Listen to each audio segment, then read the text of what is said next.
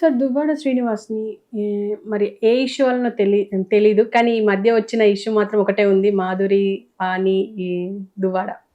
ఈ ఇష్యూ వల్ల ఆయనని పార్టీ నుంచి తొలగించారు జగన్ అని జెప్పేసి ఒక వార్తొస్తుంది. ఎంతవరకు నిజమయ్యా అనుకుంటున్నారు? యాక్చువల్‌గా వాళ్ళ దువ్వాడ శ్రీనివాస్ ఉన్న ఏరియాలో ఉన్న పాలిటిక్స్‌ను కొంచెం చదివాను. ఈ ప్రశ్న అడుగుతావు కాబట్టి. అక్కడ పేరాడ తిలక్ అని ఇంకొక అతను ఉన్నాడు. అతనికి ఆల్టర్నేటివ్గా అతనికి పడదు. దువ్వాడ శ్రీనివాస్ పడకపోయినా కూడా జగన్ ఆల్రెడీ మునిగిపోయి ఉన్నాడు చాలా సమస్యల్లో. ఇది ఒక న్యూసెన్స్ కింద తయారైందని ఎందుకు అనుకున్నానంటే, యాక్చువల్గా అతనంటే 2 సార్లు కంటెస్ట్ చేసినా కూడా గెలవలేకపోయాడు దువ్వాడ శ్రీనివాస్. అయినా కూడా అతనికి ఎమ్మెల్సీ ఇచ్చాడంటే ఎంతటి కాన్ఫిడెన్స్ ఉంటే ఇస్తాడు. చాలా వరకు భరించాడు. కానీ ఇప్పుడు ఈ తలకాయ నొప్పులతో పాటు ఇతనికి వచ్చే బ్యాడ్ నేమ్, ఈ దువ్వాడ శ్రీనివాస్ ద్వారా వచ్చే బ్యాడ్ నేమ్ ఎక్కువ అయిపోతుందని. అది ఫ్యామిలీ అఫైర్, అది ఒకటి. అదేమో రొచ్చు అయిపోయింది.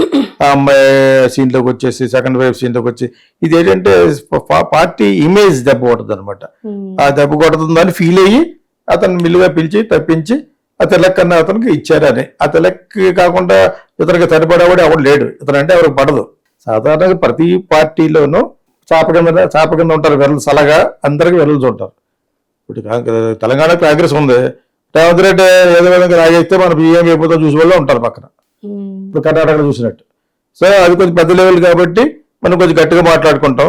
ఇది వచ్చి చిన్న లెవెల్ కాబట్టి, మళ్ళీ ఎమ్మెల్సీ కాబట్టి అందులోనూ ఎటువంటి కేసులోనూ ఇల్లు ఇల్లాలు ప్రియురాలు కేసు, అది టక్కర దొంగ చక్కని చుక్కలు అన్నాం కదా, ఆ విధంగా వాళ్ళ మధ్య జరుగుతుంది.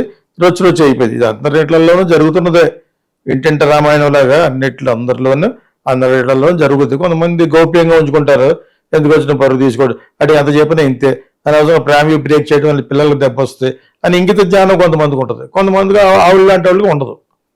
లేనట్టే ఆవిడకి బ్రహ్మాండమైన ఇల్లు ఇచ్చినప్పుడు అక్కడ ఉండాలి. కానీ అతన్ని బతకనివ్వను, అతను ఎమ్మెల్సీ తీసేయండి అని ఆవిడ జగన్ దగ్గరికి వెళ్ళి అడిగిందంటే ఆవిడ ఏదో విధంగా కక్ష తీర్చుకునే టైప్ మనిషి అనమాట. అలా కొంతమంది ఉంటారు. పోతే ఏదో ఏడిచాడు ఆవిడ అలా ఉంటే ఈ ఇంట్లో కూడా ఆవిడ ప్లేస్ ఉండేది. కానీ ఎవడు యాక్చువల్గా ఈ ఇంట్లో డెఫినెట్గా ఏదో విధంగా అప్పుడప్పుడు వచ్చి అర్జెంట్కి వచ్చి వెళ్ళిపోమని చెప్పేసి అరేంజ్మెంట్లోనే ఊరాకులు కట్టుకున్నాడు. అదే హైవే పక్కన ఉంది, అక్కడ ఇల్లు ఏమి లేవు. ఎవడో దొంగ ఎవడో పడినా కూడా ఏం చేయలేడు. మా ఊర్లో ఉండి రాజమండ్రి, కడియం, ఎంత కాకినాడలో ఎటువంటి హైవేస్ ఉంటాయి. ఇప్పుడు హైవేస్లో లేవు, అన్ని చాలా బాగుంటాయి నర్సరీస్ లాగా. ఒక గెస్ట్ హౌస్, పూలు పరిచేసి ఉంటాయి. ఇది అలా లేదు, వెళ్ళి పొలాలు ఉన్నాయి, అక్కడ ఇల్లు ఉంది వరుసగా లైన్గా గొడవ కట్టేశాడు. ఇప్పుడు ఆ ఇంటి కోసం ఫైట్ చేస్తారు యాక్చువల్గా. So what ever it is, ఈ మ్యాటర్ ఎంతకంటే ఎక్కువ తను భరించాడంటే వైఎస్ఆర్సీపీకి ఇంకా బ్యాడ్ వస్తాయి. మామూలుగానే లేదు, ఆఫీసర్లు కానీ అందరూ జంప్ చేస్తారని మనం అంటున్నాం. జంప్ చేయకుండా ఎందుకుంటారు? ఫైనల్గా అల్టిమేట్గా ఎవరి ఫ్యూచర్ వాళ్ళది. ఇందాక అజయ్ కాలం గురించి మాట్లాడుకున్నాం, ఇంకోటి ఎవరి గురించి మాట్లాడుకున్నాం, ఇంకొక 11 ఎమ్మెల్సీలు 40 ఎమ్మెల్సీ గురించి కూడా మాట్లాడుకోవాల్సి వస్తుంది. ఏం చేస్తారు వాళ్ళు? ఆ ఎమ్మెల్యేలు నిలబడ్డారు, ఆ ఊర్లో పనులు జరగాలంటే వెలుగు వచ్చి అంటారా? తెలుగుదేశం కానీ జనసేనలోకి వచ్చి చేరితే నీకు పనులు జరుగుతాయి అంటారు. ఏం చేస్తాడు ఎమ్మెల్యే? ఊరు వెళ్తే ఊర్లో పలుకుబడి ఉండదు, టూరింగ్ పార్టీ కాదు కాబట్టి. ఆ విధంగానే బీజేపీతో సఖ్యతగా లేకపోతే మన బండారాలన్నీ బయటపడతాయని సృజనా చౌదరి, సీఎం రమేష్ అందరూ ఎందుకు చేరారు? ఎందులోనే చంద్రబాబు నాయుడు పార్టీలో ఉంటూ ఎంపీలుగా ఎలక్ట్ అయ్యి బీజేపీలో చేరిపోయారు. ఒక విధంగా బీజేపీలో ఉన్న తెలుగుదేశం కోవట్లాడు. With the permission and with the acceptance of Chandrababu Naidu వెళ్ళారు. అది మామూలు, అది వీళ్ళకే జరిగింది, వాళ్ళకే జరుగుతుంది. చంద్రబాబు నాయుడులో ఉన్నప్పుడు వాళ్ళకి మరి జగన్ ఒకసారి తక్కువ సీట్లు వచ్చినప్పుడు అందులోంచి షిఫ్ట్ అయిపోయారు కదా తెలుగుదేశానికి. సో అదేవిధంగా ఇప్పుడు మళ్ళా హిస్టరీ రిపీట్ ఎందుకు అవుతుందంటే వీళ్ళకి చాలా మీనియల్ నెంబర్, చాలా తక్కువ నెంబర్ వచ్చింది వైఎస్ఆర్సీపీ ఓటుకి. వాళ్ళు ఫైనల్గా ఎమ్మెల్యేలే, బట్ వాళ్ళు ఊరు వెళ్తే ఎవడు చేస్తాడు పనులకి? హైదరాబాద్ అమరావతి వచ్చి పని చేయించుకోవాలంటే వాళ్ళు చేయరు. లోకేష్ చేయనివాడు, ఆ మినిస్టర్ కూడా వీడవాడు, వైఎస్ఆర్సీపీ వచ్చాడు అని చేయనివారు. చేయాలంటే డబ్బులు అన్న కొట్టగా పెద్ద డబ్బులు సేమ్ పార్టీ ఉండాలి, అప్పుడు జంప్ చేస్తారు. ఇది ఇందులో పెద్ద నిగూఢమైన సత్యాలు ఏమి లేవు, ఇదే సత్యం. MLA is a helpless fellow, spineless fellow. ఇప్పుడు the ruling party something else. Ruling party కానీ వేరే అయితే వాడు స్పైన్లెస్ అంతే కదా. మరి నువ్వు ఎమ్మెల్యేగా వచ్చిన పని కూడా చేయలేదు, ఆధార్ కార్డు కూడా ఇప్పించలేడు.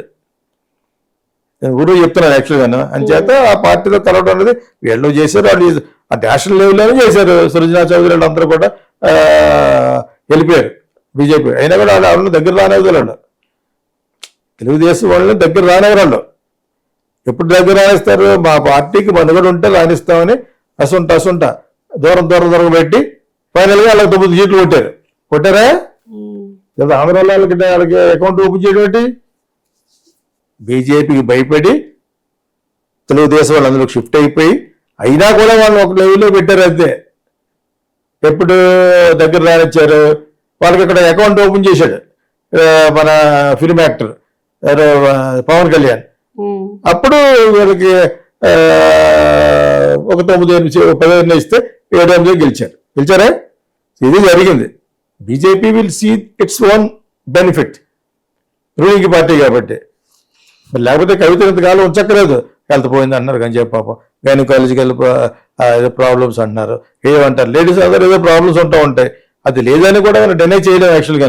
ఇన్స్పైట్ ఆఫ్ ఆల్ దిట్ వాళ్ళు కరవరాళ్ళు. మనీష్ సిసోడియానే కరగలేదు, కేజ్రీవాల్నే కరగలేదు. వాళ్ళ పాలసీ అంటే పాలసీ. వాళ్ళకి ఏదో విధంగా అక్కడ ఢిల్లీలో పవర్ కావాలి, ఆంధ్రాలో పవర్ కావాలి, కర్ణాటకలో కావాలి, తమిళనాడులో నోట మాట రావట్లేదు అన్నారు వాళ్ళు. అన్నారా? అన్నామేళ ఎలా అంటే 17 సీట్లు గెలుస్తారు ఆయన సీటుకి వెళ్ళలేదు.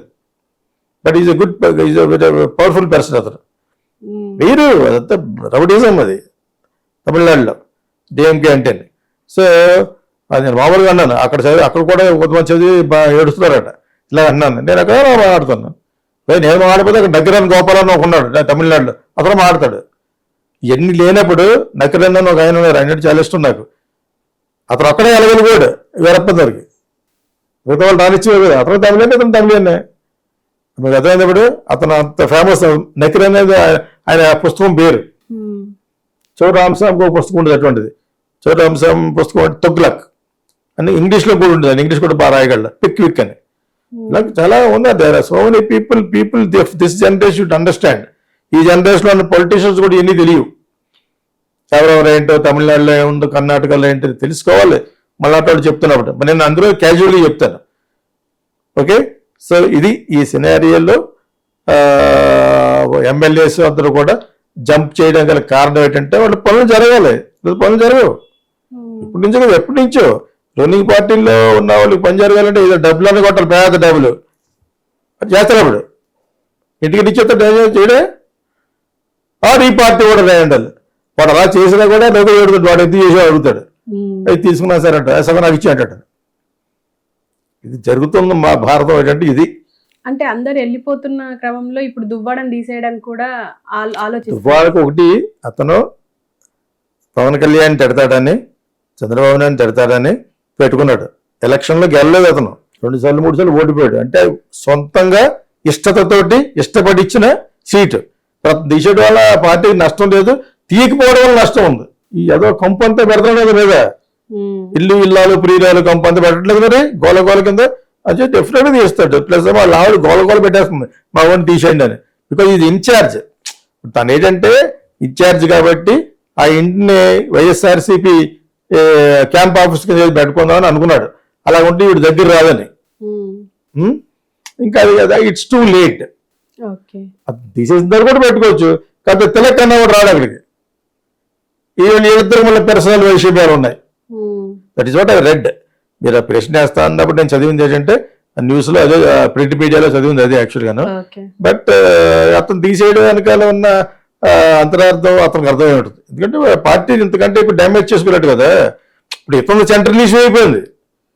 ఎక్కడ టెక్కలేక అంత ఎక్కడ బొక్కలు ఎక్కడ ఉంటుంది చిన్నది. అది వచ్చి పార్టీ అంతటినీ డామినేట్ చేసింది ఈ మధ్యన. వీళ్ళ అఫేర్, వీళ్ళు రాంగ్ అఫేర్ ఉంది కదా, ఇది మొత్తం పార్టీ బ్యాట్ చేసేసింది.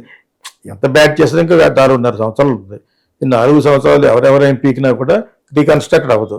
టైం ఇవ్వాలి, టైం పడుతుంది. చంద్రబాబు నాయుడు పట్టలేదు 5 సంవత్సరాలు. గెలుక్కున్నాడు. ఎలక్ట్ అయిన మన్నా నుంచి జగన్ తిరగడం మొదలెట్టాడు. అది పొరపాటు అని చెప్పింది నేనే. పరిపాలించడానికి 2-3 నెలలు టైం ఇవ్వాలి కదా. వాడు ఎరువు పడిన వర్షం పడుతుందట ఏనుగుకి, తనకి ఒకటి సరదా, ఇంకోటి వచ్చి లెక్క చేయదట. అలాగే లెక్క చేయకుండా అన్యాయాలు ఎక్కువైపోయినాయి. ఇంక ఇలాగే అంటూ ఉంటారు. వాటిని ఎదిరించడానికి మనకు సాక్షి ఒకటి ఉంది అని ఏమాత్రం కొంచెం మంచి చేయాలనుకుంటే అది కూడా చేయడం మనిషికి. వాళ్ళ విస్కీ, వాళ్ళ సిమెంట్, వాళ్ళ గొడవ, వాళ్ళ అట్రాసిటీస్, వాళ్ళ పార్టీ ఆఫీసులు పురాదులు వేసుకోవడంలో సరిపోయింది తప్పితే జనాలకి వేస్తున్నాం. ఒక 50,000 కోట్లు పేదలకు డబ్బులు వేస్తున్నాం. అభివృద్ధికి అడుగు ఎవరికి కావాలి? ఎవరు చేశారేంటి అభివృద్ధి? జగన్ యొక్క నమ్మకం ఏంటంటే ఎవరు అభివృద్ధి చేశారు? వీళ్ళు వేరే వాళ్ళతో పోల్చుకుంటారు అనమాట. నాకు ఒక చిన్నప్పుడు ఒక కజిన్ ఉండేది అనమాట. అబ్బాయి, నీకు ఎన్ని మార్కులు వచ్చినాయంటే కాదు సుగుడికి 40 వచ్చినాయి. నీకెన్ని వచ్చినట్టు దానికి చెప్తాడు అంటే నాకు 39. కానీ 1 మార్కే కదా ఎక్కువ దానికి. ఆ టైపు ఇప్పుడు ఈ గవర్నమెంట్లన్నీ ఆడేం చేశాడు, ఈడేం చేశాడు, ఈడేం చేశాడు అని వాళ్ళతో కంపేర్ చేసుకుంటే వీళ్ళ మీద కూడా వీళ్ళు కూడా ఇచ్చారు. మన సంపాదన ఎన్ని లక్షల కోట్లు సంపాదించుకుంటే అంత మంచిది. ఎవడన్నా బిజినెస్ పెట్టడానికి వేరే కంట్రీ నుంచి వస్తే ఇది 1000 ఎకరాలు ఇస్తాను నీకు, 1000 ఎకరాలు కొనాలంటే 5,000 కోట్లు అవుద్ది, నువ్వు అంచేది నీకు 2,000 కోట్లకి ఇస్తావు, 3,000 కోట్ల కింద అనుకో నువ్వు, ఆ 1000 కోట్లు బాకీ. అటువంటి ఎలా పని చేసిన వల్ల బొత్స సత్యనారాయణ డబ్బు అయిపోయాడు. ఆ ఫోర్ట్ కంపెనీ అప్పుడు విజయనగరంలో వైఎస్ రాజశేఖర్ ఉన్నప్పుడు. ఇది జరుగుతుంది, ఇక్కడ జరుగుతుంది. వేరే ఒకటి పెడతారు, లోకేష్ గారు పెడతారు. అది బికాజ్ ఈజ్ ఇన్ఛార్జ్ సీఎంకి దక్కతను. పవన్ కళ్యాణ్కి ఇన్ని తెలియవు. ఇలాగ వస్తారు, ఇలాగ అడుగుతారు. అసలు ఆంధ్రప్రదేశ్ జాయింట్ రాష్ట్రంగా ఉన్నప్పుడు ఇక్కడ ఎవరైనా కూడా ఏ కంట్రీ నుంచి వచ్చినా కూడా మీకు చాలా ఈజీగా అయిపోతాయి పనులని పెట్టి దాని మీద సినిమా చేసింది నేనే వైఎస్ఆర్కి చెప్పి. దాని పేరే సింగిల్ విండో సిస్టమ్ అంటారు. ఇప్పుడు ఇక్కడ అది చేసిన వెంటనే ఫస్ట్ గుజరాత్లో మోడీ గారు కాపీ కొట్టారు. అది మేము చేసిన సీడీలో పట్టుకెళ్ళిపోయారు అక్కడికి. అదే ప్రవాస భారతీయ దివాస్ అంటే అన్ని కంట్రీలు చేస్తారు. ఐటెక్స్లో చేసాం. దానికి ఒక 18 మంది మినిస్టర్లు, 2,500 ఎన్ఆర్ఎస్ వచ్చారు. అదేందా బిజినెస్ పెట్టడానికి. అక్కడే ఈ ఒక కిట్లో ఇచ్చారు మేము చేసింది. దాని పేరు రీచింగ్ గ్రేటర్ హైట్స్ అని చేశాను ఆ సినిమా వైఎస్ఆర్కి. ఓకే, దేని మీద? సింగిల్ విండో సిస్టమ్ మీద. అప్పటికి ఆ ఇండస్ట్రీస్ ప్రిన్సిపల్ సెక్రటరీ ఎవరు? లక్ష్మీపార్సాద్ గారు. ఆవిడ చాలా కరెక్ట్ అయిన ఆఫీసర్ అనమాట. ఆవిడ ద్వారా వచ్చింది మాకు ఆ ఫిల్మ్ చేయమని. అదేంటే వెతుక్కోవచ్చు మీరు, అందులో యూట్యూబ్లో ఉంటుంది. Reaching greater heights. It's about YS Rajasekhara Reddy governance. అందులో నేనే ఉంటాను. ఆయనకి ఒక బొకే వేస్తున్నట్టు. నేను సబితేంద్ర రెడ్డి, ఆవిడ టూరిజం మినిస్టర్ ఆవిడ, అందరూ ఉంటారనమాట.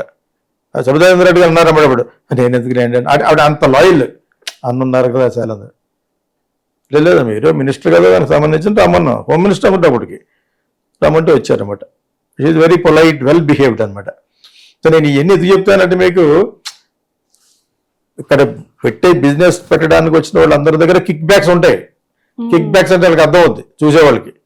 అదేవిధంగా మీకు ఒక 1000 కోట్లు మీకు 500 కోట్లకి ఇస్తామంటే అందులో 300 కోట్లు యాడ్ చేసి ఇస్తారు. రాసుకోవడమే కదా, పేపర్ మీద రాసుకోవడం ఇచ్చాడు. అక్కడ దొరికిపోయాడు కొత్త వచ్చిన ఫోర్ట్ కంపెనీ గోల్ చేయిస్తారు. వాళ్ళు పారిపోయారు. ఇక్కడ జగన్ ఉన్నప్పుడు దగ్గరికి రాలేదు. అటువంటి చంద్రబాబు నాయుడు ఎలక్ట్ అని మన్నాడనే 3,000 కంపెనీలు వస్తున్నాయంటే మేము చెవిలో పువ్వు పెట్టుకోవాలి. 3,000 కంపెనీలు అంటే 30 కంపెనీలు, 3 కంపెనీలు పెట్టరాదు. 3 కంపెనీస్ పెట్టరంటే ఇప్పుడు వరకు మన 30,000 కంపెనీలు అడగలే సోషల్ మీడియాలోనే. నేను ఎందుకు రిమైండ్ చేస్తానంటే మొదటి వరకు దీని గురించి మాట్లాడుకున్నాం. 3,000 కంపెనీలు వస్తున్నాయి ఇక్కడికి. ఏంటి? కరెంట్ లేదు, నీళ్ళు లేవు, ఏమీ లేని అమరావతికి. ఈ నమ్మశక్యంగా ఉంది ఏంటంటే 3 కంపెనీలు పెట్టరండి ముందు, మనం బాగా మాడతాం. అంతే. అదే ఇప్పుడు దట్స్ ఇట్.